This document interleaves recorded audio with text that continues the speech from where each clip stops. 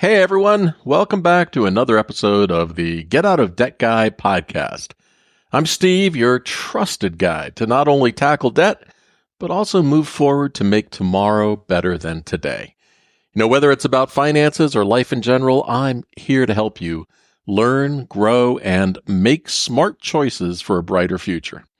And speaking of making life better, I've got something special for you over on my Old Guy Insights YouTube channel.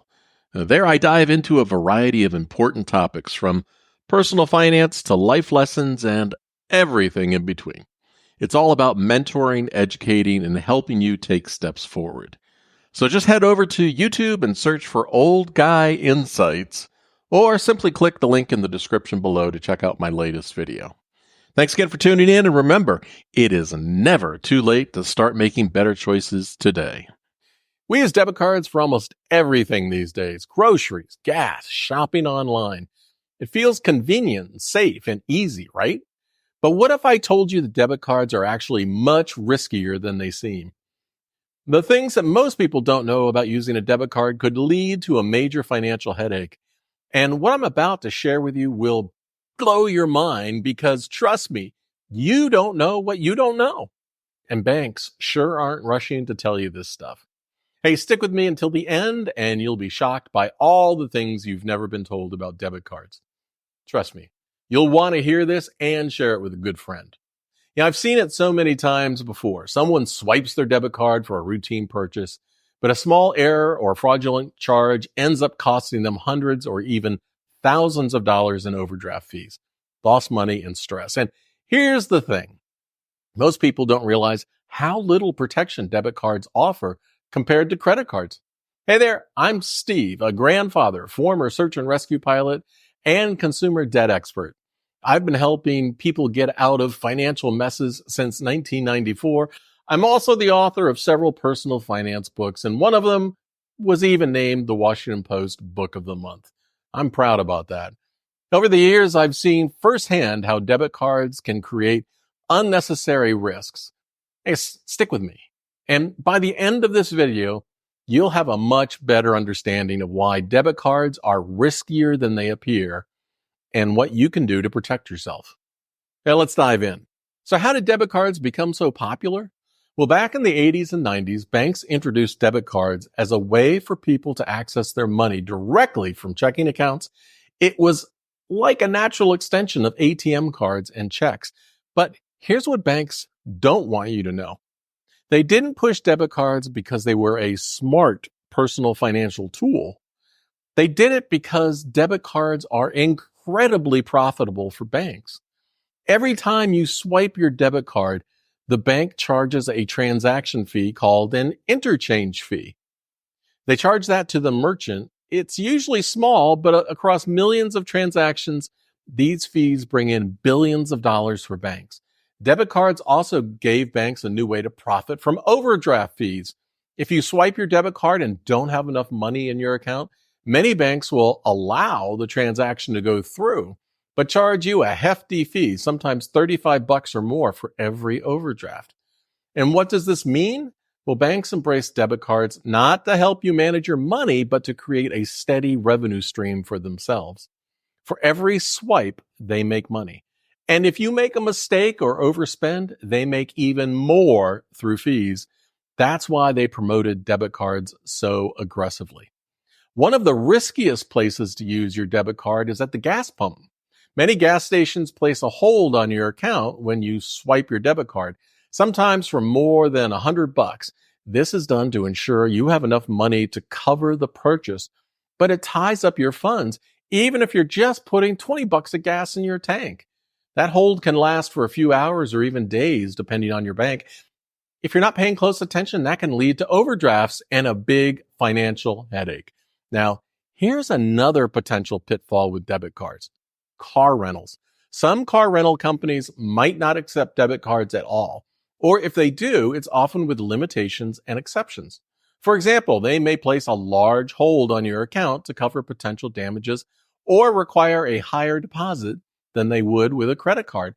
And even if the customer service tells you that it's possible to use a debit card, you could still run into problems at the rental counter. Make sure to call ahead when you make your reservation and let them know you're going to use a debit card. This way, you won't be surprised when you arrive. Just recently, I saw a guy at a car rental counter in front of me who couldn't rent the car because he tried to use a debit card. He said, customer service told me it was fine, but the counter staff refused him. Last I saw, he was heading back to the terminal on that damn shuttle bus. No rental car in hand. A situation you definitely want to avoid. Hey, if you're finding this information helpful at all, make sure to subscribe to my channel, like the video, ring the notification bell so you don't miss out on future content. I'm constantly sharing insights on how to protect yourself financially and navigate the hidden risks that can affect your money and your life. And one of the most concerning risks of using a debit card is that if your card is hacked or stolen, you're giving thieves direct access into your bank account. Now, unlike credit cards, which pull from a line of credit, debit cards pull from your real money. That means if someone gets your card information, they can drain your checking account before you even realize it. Now, here's a personal story. I once went to use my credit card for a purchase, and the place accidentally gave me back the card of somebody else. I didn't notice, and the other person ended up with my credit card. With a tap and go payment system like we have today, they could have started using it immediately in the local area without a problem. Luckily, my credit card company would have covered me for any unauthorized charges. If that had been a debit card, those charges would have been coming directly out of my bank account, potentially causing all sorts of financial trauma. Now, here's something most people don't realize. While some banks offer better protections for debit cards, they don't have to. Under Regulation E, banks are only required to offer the bare minimum of protection, and that means your bank might offer additional safeguards, but they can change those policies at any time. If they decide to roll back those protections, they're still in compliance with the law, and you're at the mercy of your bank's policies. For example, your bank might cover fraud for up to 60 days or replace funds immediately as a courtesy, but those policies aren't guaranteed, and they can be changed without warning.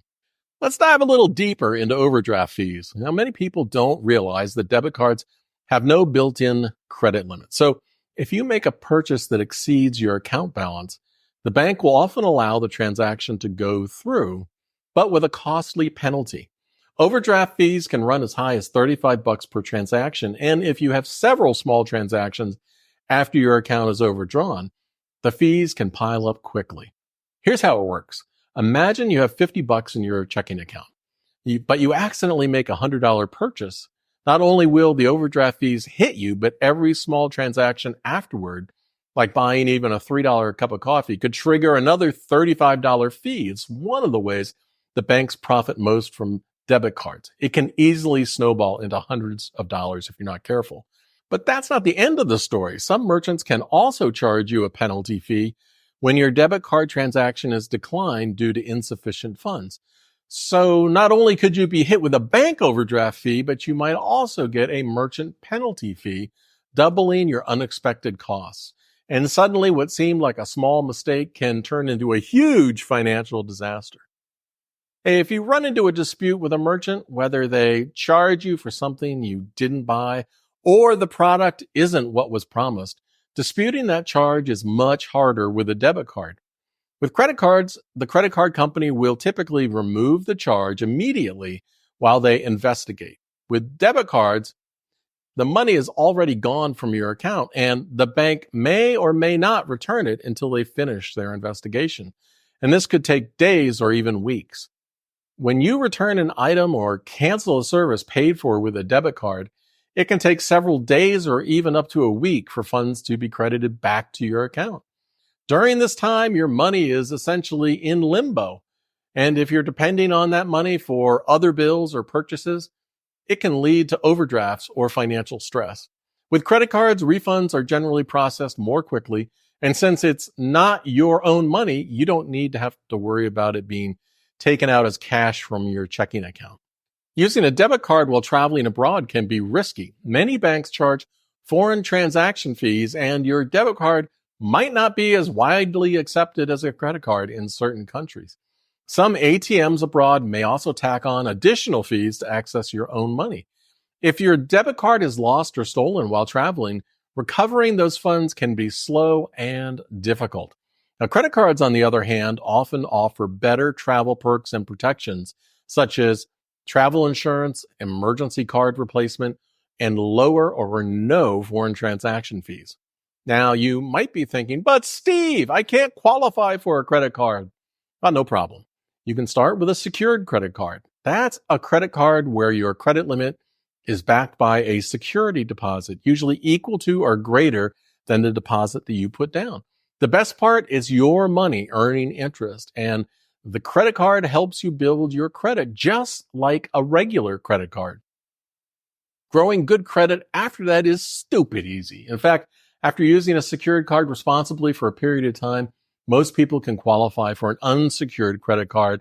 And this is probably the subject of an upcoming video. So make sure to subscribe to my Old Guy Insights YouTube channel. You'll be building your credit and protecting your finances before you even know it. Now, let's talk about why credit cards can be so powerful for your financial health. Debit cards don't help you build credit, but when you use a credit card responsibly, meaning you pay your balance off on time each month, you're boosting your credit score, and that's important for the long run. Why? Well, because having a good credit score can help you qualify for better interest rates on things like loans and mortgages. In the long term, using credit cards wisely can save you thousands of dollars on major purchases, like a home or a car. It's all about building up a financial history that shows lenders you're trustworthy. So if you've been using your debit card for everything, I hope this gives you a new perspective. Debit cards might seem convenient, but the risks far outweigh the benefits, especially when you compare them to credit cards. And remember, banks may love debit cards, but that doesn't mean they're doing you any favors. Hey, I'm here to make sure you don't get trapped by the financial pitfalls that so many people unknowingly fall into. Be sure to subscribe so you can stay ahead and protect your money. And as always, I've included a giant reference guide in the description so you can do your own research and take a deep dive into the facts I've discussed here today. If you check out these videos over here, I got a lot more good information for you. And until next time, stay informed and stay protected. See ya!